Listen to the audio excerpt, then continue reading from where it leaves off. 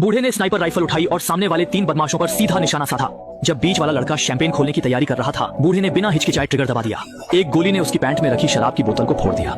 इस क्षण ने लड़के को बेहद पीड़ा दी, क्योंकि अब वह कभी खड़े होकर पेशाब नहीं कर सकेगा। एक बदमाश को निपटाने के बाद बूढ़ा जल्दी से कोट पहनता है, फूलों का गमला सही जगह पर रखता है, फिर फर्श पर गिरे अंडे के खोल को उठाता है और शांतिपूर्वक नीचे चल देता है, जहां बूढ़े लोग शतरंज खेल रहे होते हैं। हालांकि जल्द ही एम्बुलेंस घटनास्थल पर पहुंच गई और घायल लड़के को स्ट्रेचर पर ले जाया गया, लेकिन उसकी बाकी जिंदगी बेकार हो गई। लेकिन यह सब कुछ उसकी खुद की गलतियों का परिणाम था, क्योंकि कुछ दिन पहले बूढ़े की पोती लड़के के घर आई थी और पीछे से लड़के ने मौका पाकर उसकी कप में कुछ अज्ञात तरल डाल दिया।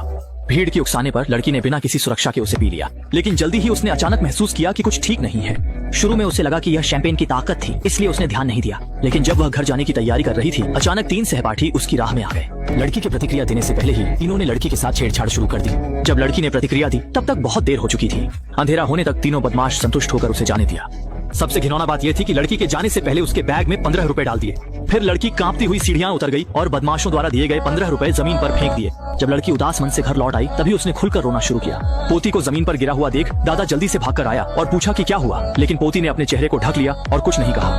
जब तक दादा ने पोती के पैरों पर खून देखा, तब उसे पता चला कि मामला गंभीर है। जब दादा ने मोबाइल से तीनों बदमाशों के नाम जान लिए, तब उसने गुस्सा सहन करते हुए पोती को कमरे में पहुंचाया।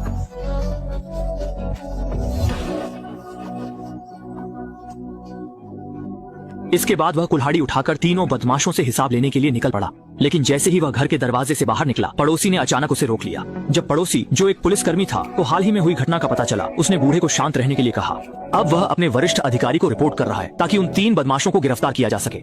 लड़ाकू लोगों के पुलिसकर्मी कितने कठोर होते हैं। बिना कुछ कहे पहले अपनी शर्ट उतार दी और फिर बंदूक लेकर दरवाजा खटखटाया। जब बदमाश ने दरवाजे की दरार खोली, कप्तान ने तुरंत दरवाजा खींचा और अंदर घुस गया। कुछ ही सेकंड में तीनों बदमाशों को आसानी से काबू में कर लिया गया और उनके कमरे से खून से सनी चादर भी बरामद हुई। अब तो सबूत इतने पक्के हैं कि ये तीनों बदमाश गंगा में भी कूद जाएं, तो भी अपनी गंदगी नहीं धो सकते। लेकिन जब कप्तान तीनों को पुलिस स्टेशन ले जाने की तैयारी कर रहा था, तभी अचानक निदेशक घटनास्थल पर पहुंच गया। दरवाजे में दाखिल होते ही उसने कहा कि वह इस मामले को खुद संभालेंगे। दरअसल इन 3 बदमाशों में से एक निदेशक का प्रिय पुत्र था। निदेशक के शब्दों के सामने छोटे अधिकारी कुछ भी कहने की हिम्मत नहीं कर सके और इसके परिणाम स्वरूप अगले दिन तीनों बदमाश बिना किसी दोष के रिहा कर दिए गए। इसके बाद के दिनों में लड़की पूरे दिन घर में रहती और रोती रहती। ये देखकर दादा का दिल टूट जाता। जल्दी ही अभियोजन कार्यालय की सूचना आ गई कि तीनों बदमाश इस मामले को सुलझाना चाहते हैं और लड़की भी इस मामले को बढ़ाना नहीं चाहती, क्योंकि ऐसी बातें बाहर जाना अच्छा नहीं होता। लेकिन एक सेवानिवृत्त सैनिक होने के नाते दादा उन बदमाशों को सस्ते में नहीं छोड़ना चाहता। जब दादा ने देखा कि तीनों बदमाश अब भी खुले घूम रहे हैं, तो उसने फैसला किया कि उन्हें जेल भेजना जरूरी है। अगले दिन वह सेना में प्राप्त किए गए पदक पहनकर अभियोजन कार्यालय पहुंचा, यह उम्मीद करते हुए कि अभियोजन निदेशक उसे एक अनुभवी सैनिक समझेगा और पोती के मामले की फिर से सुनवाई करेगा। कौन जानता था कि अभियोजन निदेशक और निदेशक एक ही पाले में हैं। उन्होंने सीधे सबूतों की कमी का हवाला देकर बूढ़े की मांग को अस्वीकार कर दिया। इस समय दादा का गुस्सा भड़क उठा। जब कानून अपराधियों को सजा नहीं दे सकता, तो वह अपने तरीके से इसे सुलझाएगा। उसने कसम खाई कि वह उन तीनों को दर्दनाक कीमत चुकाने पर मजबूर करेगा। वह अभियोजन कार्यालय से बाहर निकलते ही सबसे